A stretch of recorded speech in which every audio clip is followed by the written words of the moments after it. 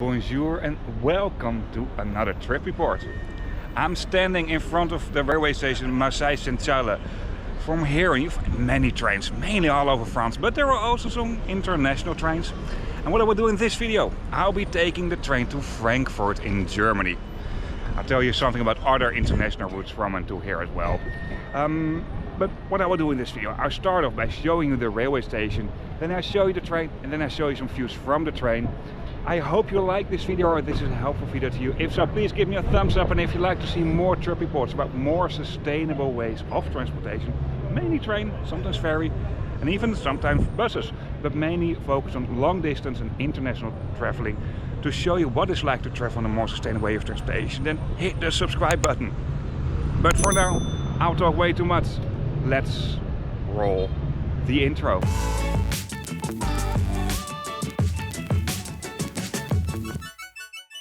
Before we dive into the topic of this video, a quick comparison on the environmental impact if you're traveling by train, car and plane on this route, what is between Marseille in France and Frankfurt in Germany.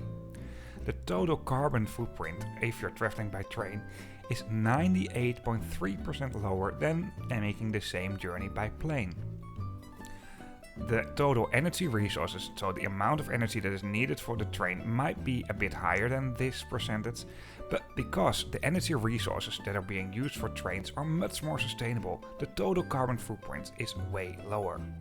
When it comes to travel time, the train and the plane are really competitive when you count everything together. The direct TGV inOui train needs 7 hours and 30 minutes.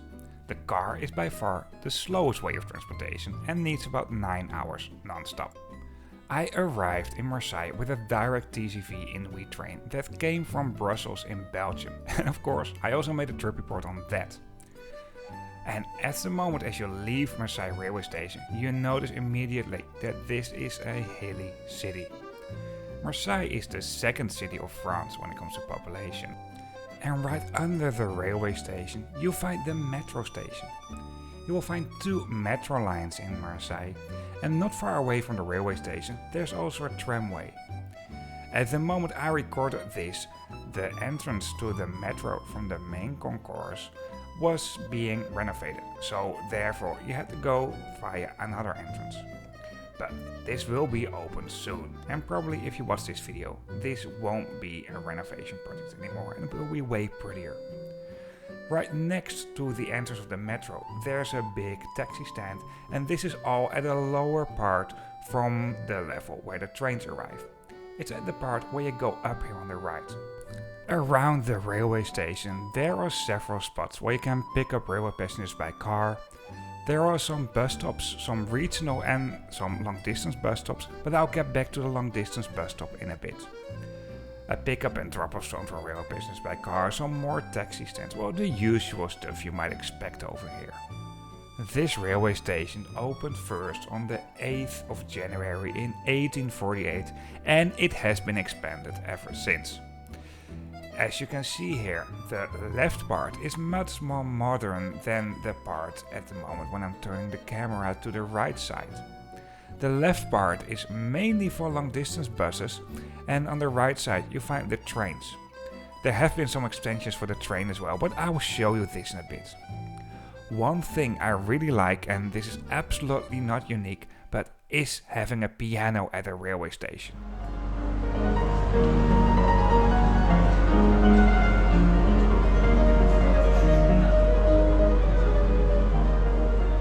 I saw some cool stuff happening with pianos in railway stations, really spontaneous performances, and also the guy that was playing the piano over there, he was really good, but I'm just very bad at this. This here is the concourse of Marseille St. railway station, but before I get into this, let me show you a railway map of France. Marseille St. is the terminal station of the LCV Provence-Alpes-Côte d'Azur. This is basically the high-speed line between Lyon and Marseille. From Lyon you find connection on other high-speed lines, and the most famous one is the Lyon to Paris, what is the first high-speed line ever built in Europe.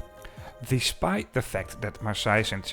is a terminal railway station, some trains just make a switch back over here and some other trains don't even call here. This here is right before the railway station of Marseille St, and as you can see here on the tracks on the left, they will go straight along the Côte d'Azur without stopping at Marseille St, and there are quite some trains who do that. Those trains will go further into direction Nice and Monaco. By the way, the travel time to Nice is quite long compared to the travel time, for example, into direction Paris. I can't say this enough, but travel time and travel distance are never ever related if you're traveling by train. Because a high-speed train, especially a high-speed train that doesn't stop that frequent, is so much faster than conventional trains. And also, if you take a sleeper train, you should always count -8 hours. Because that's the time that you're sleeping and traveling at the same time. Anyway, enough of that. Let's go back to Marseille St railway station, and this here is at the main concourse. The layout is pretty straightforward. There are some vending machines for train tickets at the front of the railway station, and at the end of all the platforms you'll find most facilities, shops, railway related services, etc. At the platforms you'll find some vending machines for snacks and drinks as well, but well, it's not really worth mentioning it, but still I'm doing it. To most platforms, and especially the platforms for the long distance trains, you will find access gates as you see over here. And throughout the railway station there are clear departure screens with information about departing and arriving trains. There are not a lot of big screens, but you just find a lot of screens in general, what makes it really convenient. Since the opening of this railway station in the 1800s, the railway station has been extended, obviously. What might be a little bit confusing over here is that you find platforms, basically tracks, where you find letters and numbers. At the main concourse you'll find lots of vending machines and also a ticket counter, and if you move along this platform over here on the right, you will see the first class lounge, what is mentioned as Salon de Grand Voyageur, if I pronounce it right, sorry for my French.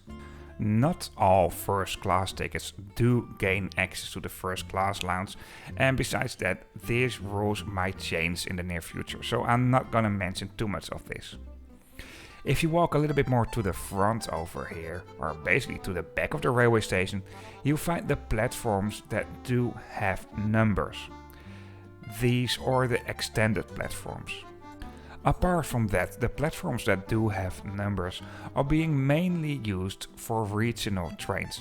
And these regional trains are being mentioned as TER, what basically stands for Train Express Regional. Apart from good signs all over the railway station, there are also stickers at the floors that do indicate what facilities can be found where. And it's a good old tradition for French high-speed railway stations, there are also quite some car rental companies around here. Back to the main concourse of Marseille St. Over here you find lots of shops, like I mentioned before, fast food places, etc. So no need to worry about that. If you want to take a seat, well, you can go to one of these restaurants. And directions have been marked crystal clear. Of course, everything has been mentioned in French, but also in English, like everywhere in France. And in railway stations in France, there's always a third language. In this railway station, that's consistently Italian. Apart from the railway station, this is also quite a big bus station.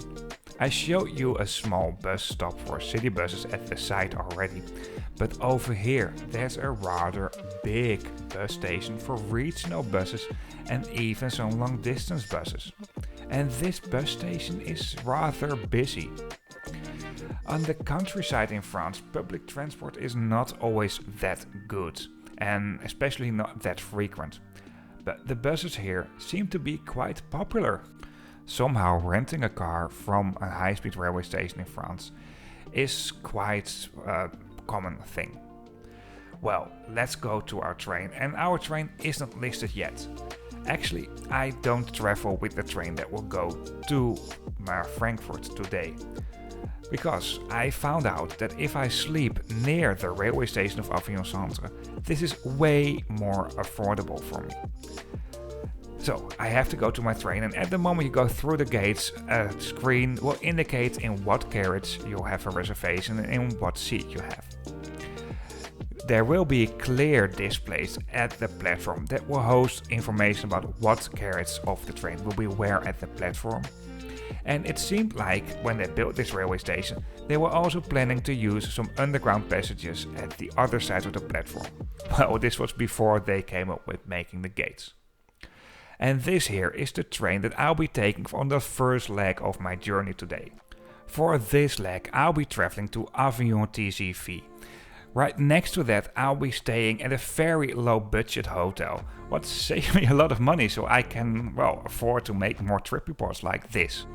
If you're traveling with any TGV inOui train and you're traveling with Eurail or Interrail like what I do for my journey, you're obligated to make a seat reservation, and that's also what I did for this small section.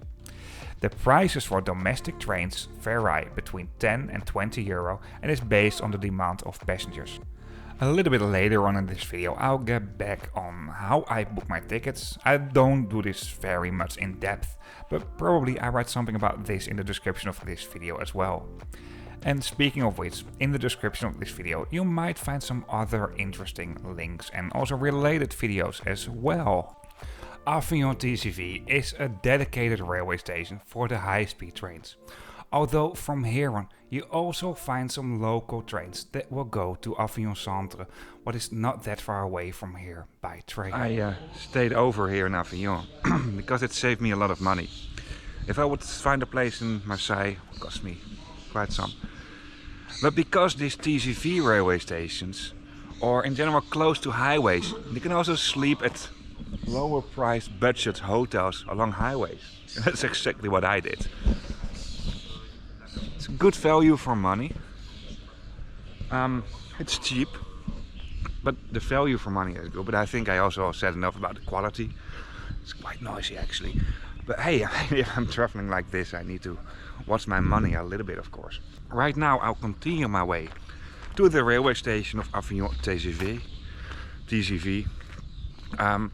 And I will show you that railway station as well. I hope it's not too busy in the train to film. Well, it was busy in the train, I can tell you that. As a matter of fact, when I booked my tickets, and I did this pretty last minute, I couldn't find tickets from Avignon or Marseille all the way to Frankfurt in one go. So I had to split up my ticket, and that way I had at least availability. I had for the first 3 hours of the journey one seat, and then for the other half of the journey I had another seat, so I had to change seats. What is not a big problem to me. The railway station Avignon TGV is really located on the outskirts of Avignon, and this is more like an industrial area. It's really car focused over here, and therefore you find lots of parking spots around the railway station. Apart from that, and once again, also like I told you at the railway station of Marseille, you find plenty of car rental companies around this place. Keep in mind though, if you want to rent a car in the summertime when it's really popular, prices might be relatively high. And something else you find near the front of the railway station is a bus stop, because it's still a public transport spot over here, where you find quite some long distance trains and also international long distance trains. And even though this is not a spot like, for example, Marseille St, what's in the middle of the city and where you really feel the city life, it is quite an important railway station. And for this station I won't do a very in-depth station review though, but let me show you a little bit around here. At the, I think, back of the railway station, you'll find this area here. There are some vending machines for train tickets, and this here is basically the spot that gains access to the platforms for the regional trains that will go to Avignon St, what is the railway station in the city center of Avignon. These local trains do depart from the tracks that do have the letters, so A and B for example, as you can see over here. For now, let's go back to the main concourse of this railway station, where you find quite some shops. And over here, even a local shop. Although you find this shop everywhere, over here it's local. This here is a railway map for regional trains, and as you can see, some of the high-speed railway stations are not connected to any kind of local trains at all. For example, Aix-en-Provence. This here is the main hall of the railway station. And it's quite spacious, to be honest. You'll even find two halls, north and south. Most passengers that do depart from here will use the platforms that will go up north, and here you find the north and the south hall. At the other end there are obviously more parking spots where you can drop off passengers by car, ATM, think the usual stuff. Of course, there are also some vending machines where you can buy tickets, a ticket shop, and some places where you can buy food. However, I really recommend you, especially for long distance trains and especially for these trains in the summertime, don't book your ticket last minute because the trains might be fully booked. Once again, I split up my tickets before I could purchase the ticket for this train. As you can see, here is my train listed, and I think it's also time to go to my train now. There are elevators, escalators, and there's also a ramp to the platform. Just like at the railway station of Marseille, I need to scan my ticket before I can gain access to the platform, and it didn't work well at first. When I do this, it has been clearly marked what seat number, carriage number, etc. I do have, so I will be reminded about this. After the moment you went through the gates, there are lots of places where you can have a sit. And there's also free Wi-Fi available within this railway station. And this here is a composition screen for my train today.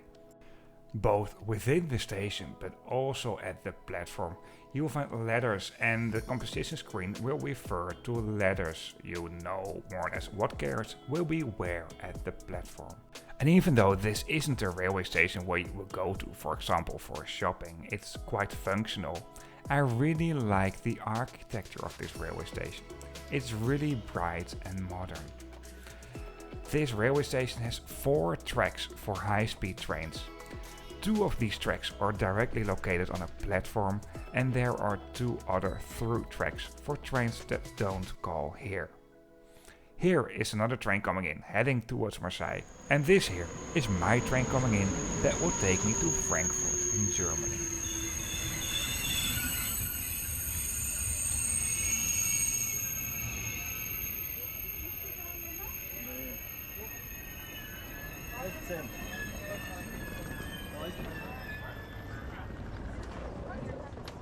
For now, I'll start off by showing you the exterior of these trains. And it was rather busy when I filmed the train coming in, so I will use the exterior I shot at the railway station of Frankfurt in Germany. And as you can see, the platforms are on a different height in Germany than in France. However, if you need assistance and you need to have easy accessible carriages, no need to worry about that because you can request assistance.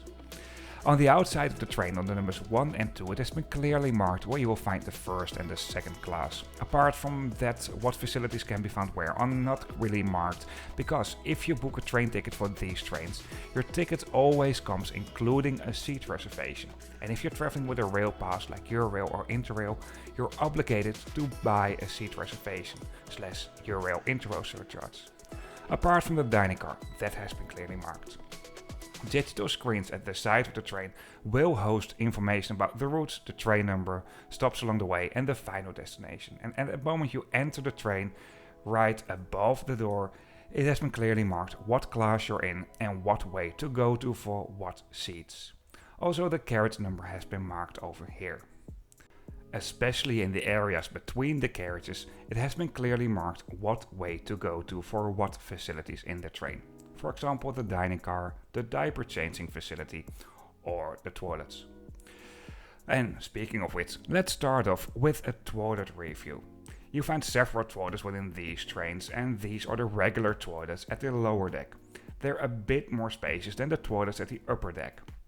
Well, this is how the toilets are. I should have changed the settings of my lens, but well, this is how they are. Nothing special, and most importantly, they were clean during my trip. I recorded this at the end of the journey. The second class, that's also the class where I traveled on for this trip, comes in a 2x2 configuration. For luggage, you'll find special luggage zones within the open compartments and also between the carriages where you can store quite some luggage. And also within the open compartments it has been clearly marked. Especially the area between the back ends of the seats is something people would forget otherwise to put some luggage in there. And you can store quite some luggage over there.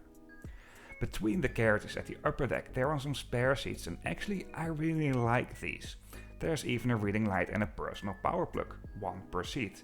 That's more than in the regular seats for the second class.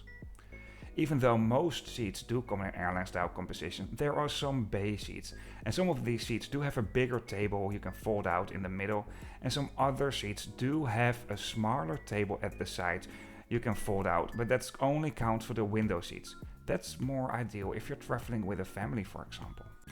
These here are the airline style seats. You do have a decent amount of leg room, and I'm a very tall guy, I'm over 1,90 m. There's a footrest, a power plug between the seats in front of you, where you also find a litter bin. All windows, both at the upper and the lower deck, do have a sunscreen, and of course reading lights. Above the reading lights you find the seat number, and right next to that there's a small display that should indicate from where to where a seat has been reserved. There are also some sturdy fold-out tables in the seat in front of you, and there's a button at the side you can use to recline the seats. If I fully recline them, I still have okayish amount of leg room. Anyway, still good enough and comfortable enough for a long journey of about 7 hours. Once again, the overhead luggage racks in double-deck trains are not that impressive, but really, there's enough storage room. I mean, I can't say this enough, these are still long-distance trains after all. Between the first and the second class, you will find the dining car, or as they call it, the bar area. It's really nice that the dining car is there, although it's not a place where you go to have a nice seat. It's a really nice place to stretch your legs a bit. If it's busy over here, you can also order via the Wi-Fi system of these trains. It's really convenient to do that. This here are the first class seats, and the first class comes in a 2x1 configuration. You'll find, just like as in second class, a combination of both airline style seats and seats facing each other, so bay seats. Between the carriages it's roughly the same, although there's one bigger toilet that's also an accessible toilet. And well, let's do a seat review of the first class seats. The seats are way wider than in the second class, and you have slightly more leg room. For the rest it's roughly the same, although you find one power plug per seat in first class. And the most fancy thing when it comes to first class compared to the second class, if you recline these seats in the first class, it's fully automatic. And even though first class doesn't give you that much more service compared to second class, it's a really nice first class product. By the way, on screens at the end of the compartments, both in first, second class, but also in the dining car, route information will be given. The top speed for these trains is 320 km per hour, and for a small section of the journey they will also go on this top speed. Not for the entire journey, there will be high-speed lines used, so therefore the total average speed, because the train also makes some stops along the way, will be somewhere between 150 and 160 km per hour. I don't know the exact journey by train, but it's about 1100 km or a bit more, that's what I know. This here is the diaper changing facility for if you're traveling with kids. Free Wi-Fi is available. It doesn't just link your mobile device to the internet, but also to an onboard entertainment system and a system where you find route information about the journey. Well, I think I told you quite a lot, and if you want to know more, just ask questions in the comment section. I try to answer them as good as possible. Let me tell you something about tickets fares while I show you some views from the train. You can book the train tickets for these trains both via the French and via the German state-owned railway companies, and they both do have their own ticket system, so it might be worth looking up the different fares at the different railway companies. However, even though the French and the German state-owned railway companies do work together for these international high-speed trains, they don't really sell other tickets. So if you want to continue your journey in France from Germany or in Germany from France, this is really limiting the tickets you can see and the destinations where you can book tickets to. You really need to look a little bit further. Also, another thing, if you book tickets via the German state-owned railway company and you book tickets via Germany, for example from Denmark to Austria or from the Netherlands to Poland, this works. Even though in that situation there are always some exceptions that don't work. I can make a whole video about this, but that's not what I'm doing right now. If you book these tickets to France, it is technically possible. However, you will only get the full fare, you will not get the promotional tickets. So if you do this to France, you need to split up your tickets somewhere in Germany. And the best thing is to split it up in a way that you still have your passenger rights if you miss a connection. And that's next level. Basically, there are a lot of things that can be improved when it comes to rail ticketing within Europe.